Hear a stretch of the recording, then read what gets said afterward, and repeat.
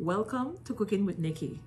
Today I'll be making some cassava pudding, or plastic cake as we call it in Belize sometimes.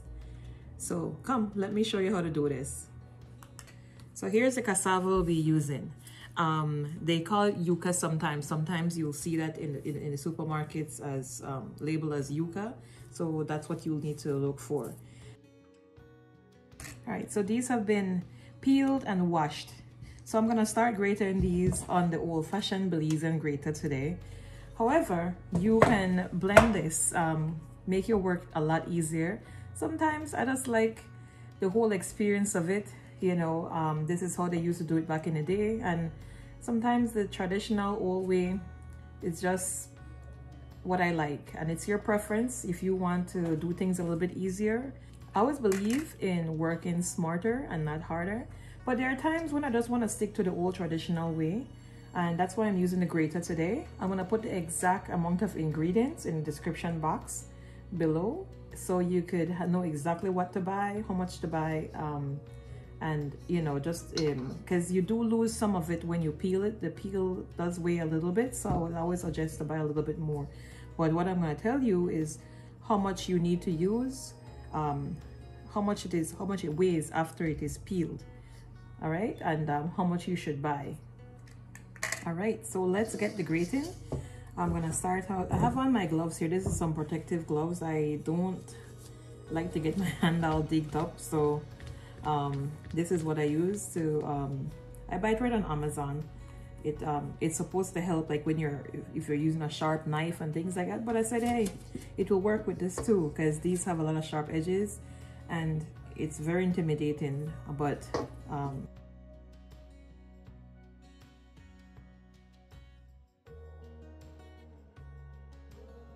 so I've finished grating the cassava, and what we're gonna do is start adding all the ingredients, just mixing it up, and we're gonna push it straight in the oven at 400 degrees. All right, so I went ahead and I blended up the ginger, and so I'm gonna add this in here. It's gonna be really gingery. I like it with a lot of ginger. So it's your liking. If you prefer less ginger, you could always put less. All right. All right.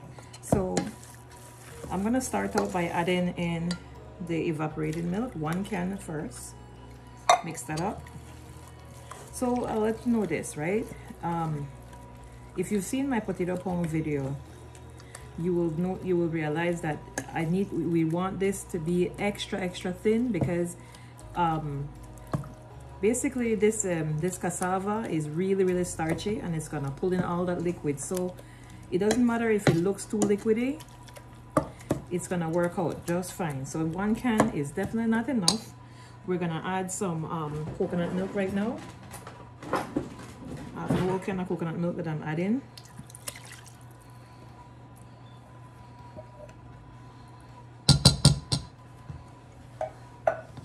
Let me incorporate that a little bit.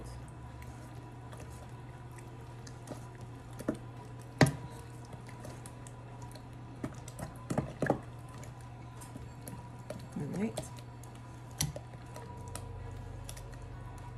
Next one, I'm gonna add some more evaporated milk.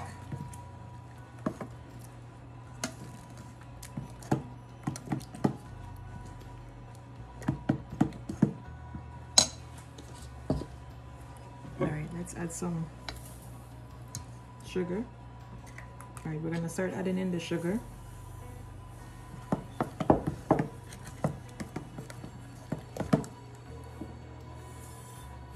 It looks like a lot, but it's not. It's not a lot of sugar. And this is still too thick for my liking. All right, this is gonna make a large pan, or you could just make them in individual loaf pans, whatever you prefer. All right, so I'm gonna add some vanilla here.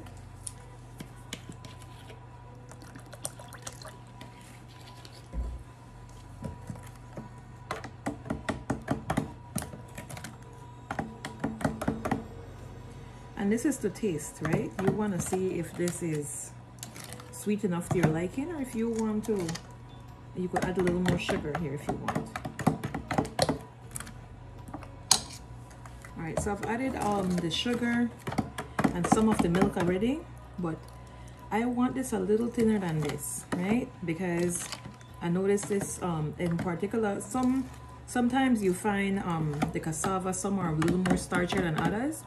Like for example, this one is really starchy, so you could see it's still very thick, and this is not gonna have the gel on top like how I want it. So I'm gonna add some more milk to it, because you see how it's thick here, but I want it a little thinner than that.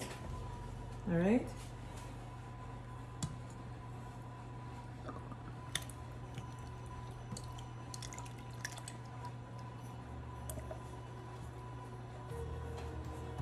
And you could use fresh coconut milk if you want in this. If you have that, if that is more accessible to you, you could use some fresh coconut milk along with evaporated milk.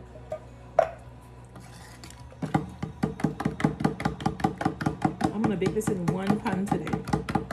I'm gonna add some raisins to this also because I like raisins in pudding. But it's optional if you wanna add raisins or not.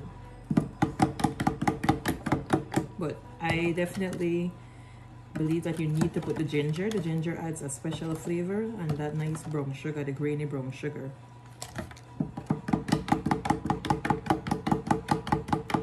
All right, so I think we're all set here. I'm gonna mix this up a little bit more. Make sure it's incorporated. I'm gonna taste it and see if I need a little more sugar to my liking. And I would suggest you taste as you go along too. If you think that you want it a little sweeter or a little less sweet, you could always adjust the amount of sugar. All right, so we're all set. This is all mixed. I'm gonna transfer this over to a baking pan, but I'm gonna put a baking sheet under it. You could also use one of those half foil pans as well. That is, you know, it requires less cleanup. You don't have to worry about all of that. So I suggest that's, you know, you could go with that as well. So I'm gonna pour this in here. And I definitely have some extras here, so this could make like a small pan as well. If you decide you don't want to bake all this, you could freeze some of it in a Ziploc bag, and then when you're ready to bake it again, you just put it back, put it in the oven, or tie it out and put it in the oven, and you're gonna be all set. So this is what I'm working on here. All right, so this is how much I'm gonna fill it. All right, this is, take a look. So this is really, really full. That's why I have the baking sheet underneath it, so it doesn't bubble up and flow over and mess up my oven. All right, so I'm gonna add some raisins to this, and I'm gonna add some butter on top. You could add margarine as well to the top. You could just put as much or as little raisins as you'd like. For this amount, I would say like a cup to a cup and a half of raisins is good.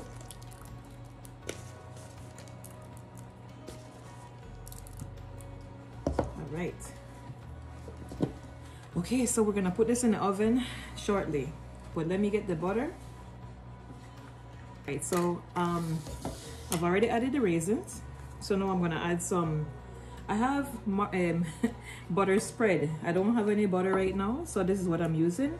And that's what I'm saying, you know, even if you have margarine, that is fine. You don't necessarily have to use butter, but you know, I just love the taste of butter. All right, so we put this right on top. This is all set to bake. All right, so I'm gonna put this in the oven at 400 degrees. Look at this, just come out the oven.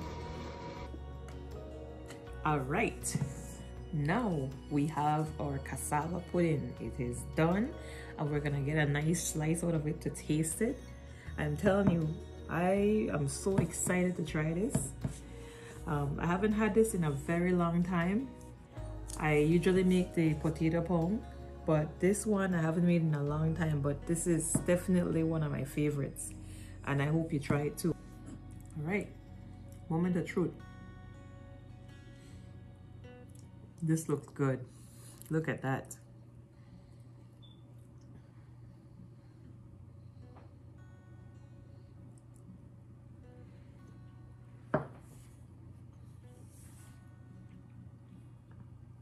Just as I remembered it. This is definitely a memorable dessert.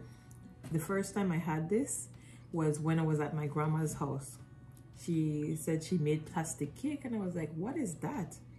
And when I tried it, I was like, whoa, that is different. That's delicious. I'm definitely gonna have to put that on my list of things to make. So I'm thankful to her for introducing me to this.